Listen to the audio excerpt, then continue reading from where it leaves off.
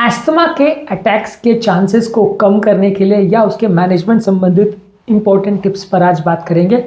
Asthma की बीमारी यानी जो श्वास फूलने का, दमे का प्रॉब्लम होता है, वो काफ़ी कॉमन प्रॉब्लम है, लेकिन एस्थमा का अटैक्स एक डेंजरस सिचुएशन होती है जिसमें पेशेंट की जान का खतरा हो सकता है। इससे संबंधित कुछ इंपॉर्टेंट टिप्स पर आज आपको हम बताएंगे ताकि आप एस्थमा के अटैक से खुद को बचा सकें और उनकी फ्रीक्वेंसी को कम कर सकें और उनके अटैक्स के दौरान चीज़ों को बेटर वे में मैनेज कर सकें। टॉपिक पर जाने से पहले जो लोग हमारे चैनल पर नए हैं उन्हें रिक्वेस्ट करूँगा कि चैनल को सब्सक्राइब करें, वीडियोस को लाइक करें, शेयर करें, फॉलो करें, कमेंट करें, पूरा देखें। सबसे पहले ज़रूरी है कि एस्थमा के लिए सारे घर वालों को और पेशेंट को एस्थमा का प्रॉपर एक्शन प्लान पता होना चाहिए। घर पर प्रॉपर इनहेलर्स की सप्लाई होनी चाहिए, घर पर एक्स्ट्रा इनहेलर्स भी होने चाहिए ताकि इमरजेंसी में कोई ख़त्म ना हो जाए। इनहेलर्स को यूज़ करने का टेक्निक, नेबुलाइजर मशीन, ये सारी चीज़ें घर पर अगर अवेलेबल है तो ज़्यादा चांसेस है कि आपको उतनी ज़्यादा प्रॉब्लम नहीं आएगी और हॉस्पिटल एटलीस्ट पहुँचने से पहले आप अपने पेशेंट को ठीक ठाक ट्रीटमेंट दे पाएंगे। यदि प्रॉपर एक्शन प्लान नहीं हो और घर के सारे मेंबर्स को इसको डील करना तरीका नहीं पता हो तो प्रॉब्लम्स होने का चांस बढ़ जाता है, आपकी हेल्थ बिगड़ने का चांस बढ़ जाता है। तो इसलिए एस्थमा के सारे पेशेंट्स को, अपने परिवार वालों को भी प्रॉपर इसको डील करना और इमरजेंसी को कैसे मैनेज करना ये पता होना चाहिए। यदि ये चीज़ें घर में एक आध ही व्यक्ति को पता है या सिर्फ पेशेंट को पता है तो कई बार दिक्कत हो सकती है, क्योंकि पेशेंट कई बार सडन एस्थमा के सीवियर अटैक में इनहेलर ना यूज़ कर पाए, अनकॉन्शियस हो जाए, तो वैसे केस में फिर उसको संभालना या मैनेज करना मुश्किल हो जाता है। तो घर वालों को क्या मैनेज करना है, कैसे मैनेज करना है, हॉस्पिटल लेके जाना है तो कहाँ लेके जाना है, कहाँ सारी फैसिलिटी है, ये सारी चीज़ों के बारे में इमरजेंसी की पूरी तैयारी होनी चाहिए। यदि इस मामले में आपकी तैयारी अधूरी है तो प्रॉब्लम ज़्यादा होंगी। अगला इंपॉर्टेंट जो टिप है वो आपको फॉलो करना है कि आपकी जो भी दवाएं हैं उसको रेगुलर बेसिस पे लेते रहें। काफ़ी केसेस में एस्थमा अटैक्स तब ट्रिगर होते हैं जब आपकी जो लॉन्ग एक्टिंग मेडिसिन है उनको आप बंद कर देते हैं। ज़्यादातर लोगों के साथ ये होता है कि जब उनको ठीक लगने लगता है, उनको प्रॉब्लम्स कम होती है तो अपनी सारी दवाइयाँ बंद करके बैठ जाते हैं।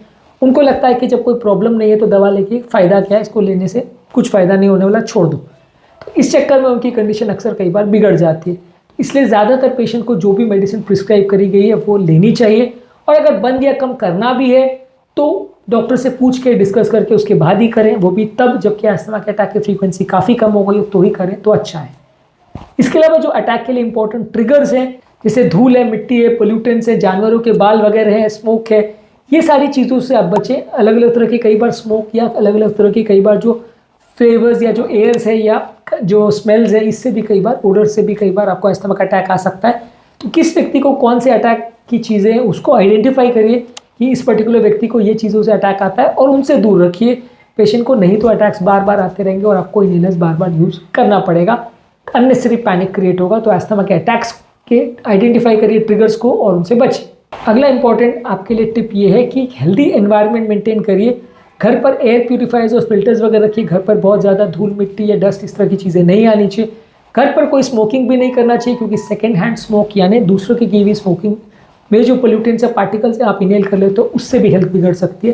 तो एस्थमा के पेशेंट्स को ये कोशिश करनी चाहिए कि ये सेकेंड हैंड स्मोक का भी एक्सपोजर ना हो, घर पर कोई स्मोकिंग ना करे, आसपास कोई धूल मिट्टी का या पोल्यूटेंट्स का वातावरण ना हो। जब आप घर भी लें या घर भी सिलेक्ट करें या जो एरिया आप सिलेक्ट करो वहाँ पे भी थोड़ा चॉइस रखिए कि वहाँ पे बहुत ज़्यादा एनवायरमेंटल पोल्यूटेंट्स ना हो। कई बार आप इसको इग्नोर करते हैं और फैक्ट्री के बिल्कुल पास में घर ले लेते हैं तो फिर लोगों की हेल्थ बिगड़ जाती है।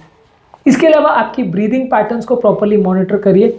यदि किसी व्यक्ति की नॉर्मल से थोड़ी ज़्यादा सांस चल रही है या ऐसा लग रहा है आपको कि एस्थमा का अटैक आने का चांस है, तो पहले ही आपके इनहेलर्स या स्टेरॉइड जो भी आपको चल रहे हैं मेडिसिन, उनको यूज़ करना चालू कर दीजिए, डॉक्टर को दिखाना चालू कर दीजिए। यदि रेस्पिरेटरी पैटर्न में किसी की भी प्रॉब्लम आ रही है तो पहले से उसको आइडेंटिफाई करना अच्छा है। इसके लिए ज़रूरी है कि आप ब्रीदिंग पैटर्न को प्रॉपरली मॉनिटर करें। यदि आपका ध्यान उस पर रहेगा तभी आप इस चीज़ों को मिस नहीं करेंगे। यदि आप इन चीज़ों को इग्नोर करेंगे तो हेल्थ बिगड़ सकती है। इसके अलावा आप एस्थमा के अटैक से बचने के लिए अपनी एक हेल्दी लाइफस्टाइल मेंटेन करिए।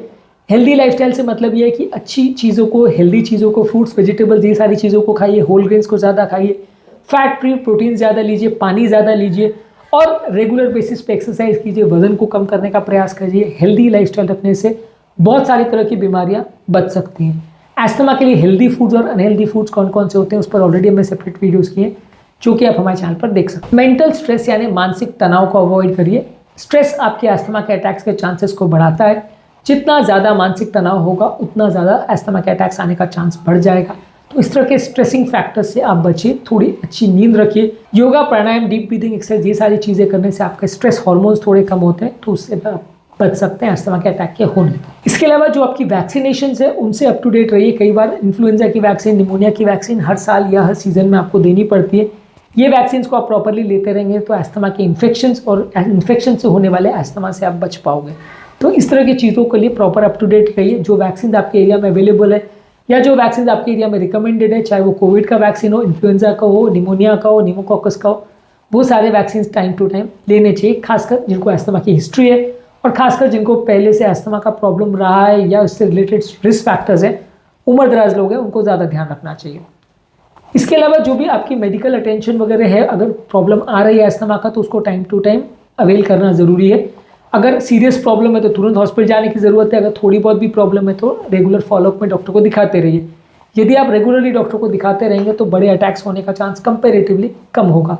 यदि आप रेगुलरली डॉक्टर को नहीं दिखाते, सिर्फ जब अटैक आता है तभी डॉक्टर के पास जाएंगे, तो कई बार उसको मैनेज करना ज़्यादा मुश्किल पड़ेगा, उसकी प्रॉब्लम्स बढ़ जाएंगी। तो इसलिए कोशिश करिए कि रेगुलरली आपके डॉक्टर को मिलते रहिए और जो ज़रूरी दवाएं हैं तो उसे अपने आप बंद मत करिए। नेक्स्ट इंपॉर्टेंट टिप है कि इमरजेंसी के मैनेजमेंट के लिए सारी दवाइयाँ रेडी होनी चाहिए और उसका किट एक्स्ट्रा भी सप्लाई अवेलेबल होना चाहिए, ताकि जब कभी इमरजेंसी आए तो उसे प्रॉपरली मैनेज किया जा सके। यदि इमरजेंसी के मैनेजमेंट का किट अवेलेबल नहीं है तो अस्थमा के पेशेंट्स के लिए कई बार प्रॉब्लम हो सकती है। एक सेपरेट किट बनाना और घर के सारे मेंबर्स को उसको यूज़ करना ज़रूर आना चाहिए। अगला इंपॉर्टेंट टिप है कि ठंडे वातावरण से खुद को बचाइए।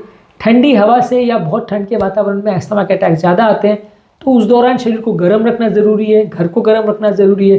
घर में हीटर्स या ब्लोअर्स का प्रयोग करके या खिड़की दरवाजे वगैरह बंद करके गर्म कपड़े वगैरह पहन के आप अपने आप को बचा सकते हैं अस्थमा के अटैक से, क्योंकि ठंड का जितना ज़्यादा एक्सपोजर होगा उतना अस्थमा का अटैक ज़्यादा होगा, इसलिए इससे आपको अपने बचाना है। घर के वातावरण में जो हवा है उसमें थोड़ा ह्यूमिडिटी ज़्यादा होने से भी फ़ायदा होता है। घर की एयर अगर ड्राई है तो भी अस्थमा का अटैक्स होने का चांस ज़्यादा होगा, इसलिए घर के एयर में ह्यूमिडिफायर का प्रयोग कर सकते हैं, जिससे वातावरण में थोड़ा उमस या ह्यूमिडिटी मेंटेन रहे। इनहेलर को यूज़ करने की प्रॉपर टेक्निक आनी चाहिए। बहुत सारे पेशेंट में अस्थमा का अटैक्स आने का कारण ये होता है कि जो लॉन्ग एक्टिंग इनहेलर्स है उनको यूज़ करते नहीं आता है, नेबुलाइजर को यूज़ करते नहीं आता है और कई बार मिस्टेक्स करते हैं। इनहेलर्स को यूज़ करने की प्रॉपर टेक्निक और क्या क्या चीज़ों का ध्यान रखने की आवश्यकता है, उस पर ऑलरेडी हमने डिटेल वीडियोस किया है, जो कि आप हमारे चैनल पर देख सकते हैं। इन्हें ज़रूर चेकआउट करिए। कई बार गलत तरह से इनहेलर यूज़ करना आपके लिए काफ़ी अनहेल्दी हो जाता है। कोई भी अगर आपको मेडिकल प्रॉब्लम लग रही है तो आपकी हेल्थ केयर प्रोफेशनल और टीम के साथ उसको डिस्कस करें, डील करें और जो भी प्रॉब्लम्स है उसका सही समय पर सही तरह से निवारण करिए, नहीं तो लॉन्ग टर्म प्रॉब्लम्स बढ़ जाएंगी। तो इसलिए आपकी हेल्थ केयर टीम के साथ जो भी प्रॉब्लम्स है उसको डिस्कस करिए। घर के अंदर का जो एयर क्वालिटी और वातावरण है उसको प्रॉपर्ली मेंटेन करिए। आजकल एयर क्वालिटी एनालाइज करने के लिए और उसको इम्प्रोवाइज करने के लिए बड़े बड़े मशीन्स आने लग गई हैं। अगर आप अफोर्ड कर सकते हैं तो ये सारी चीज़ों को यूज़ कर सकते हैं। कई बार पिलोज में और कई बार वैक्यूम क्लीनर्स वगैरह को यूज़ करने के दौरान धूल जब उड़ती है, गद्दों वगैरह में कई बार धूल रहती है, ये सारी चीज़ों से भी कई बार अस्थमा का अटैक आ सकता है। तो इनको प्रॉपर सफाई करिए, रेगुलर झड़काइए, रेगुलर वैक्यूम क्लीन करिए ताकि गद्दों में, तकियों में बहुत ज़्यादा धूल ना रहे, घर के वातावरण में बहुत ज़्यादा धूल और डस्ट नहीं हो। और कोशिश करिए कि जिनको जानवरों से या पेट्स के बालों से एलर्जी है तो वैसे घरों में जानवरों को ना पालें या उनके संपर्क में ना आए, नहीं तो आपके अस्थमा का अटैक बढ़ जाएगा। इसके अलावा ज़रूरी है कि आप एलर्जिक टेस्टिंग या इम्यूनोथेरेपी कराइए। अगर आपको अस्थमा का अटैक का प्रॉब्लम है, कोई पर्टिकुलर एलर्जन से आपको अस्थमा आता है तो उसको ढूंढना और उससे बचना ज़रूरी है। इम्यूनोथेरेपी करने से हर पेशेंट ठीक हो जाएगा ऐसा नहीं है, पर डेफिनेटली इसको ट्राई करना चाहिए। काफ़ी लोगों के अस्थमा के अटैक्स इससे बच जाते हैं और उनको प्रॉब्लम्स कम हो जाती है। तो जो भी चीज़ों से आपको एलर्जी हो रही है उसको आइडेंटिफाई करिए, प्रॉपर इम्यूनोथेरेपी करिए और उससे बचने का प्रयास करिए, ताकि लॉन्ग टर्म अस्थमा के अटैक्स की फ्रीक्वेंसी कम हो जाए और रोज़ रोज़ का ये झंझट खत्म हो जाए। उम्मीद करूँगा कि आज के टॉपिक में कुछ नई बातें जानने को मिली होगी। जो लोग हमारे चैनल पर नए हैं उन्हें रिक्वेस्ट करूँगा कि चैनल को सब्सक्राइब करें, वीडियोज़ को लाइक करें, शेयर करें, फॉलो करें, कमेंट करें, पूरा देखें।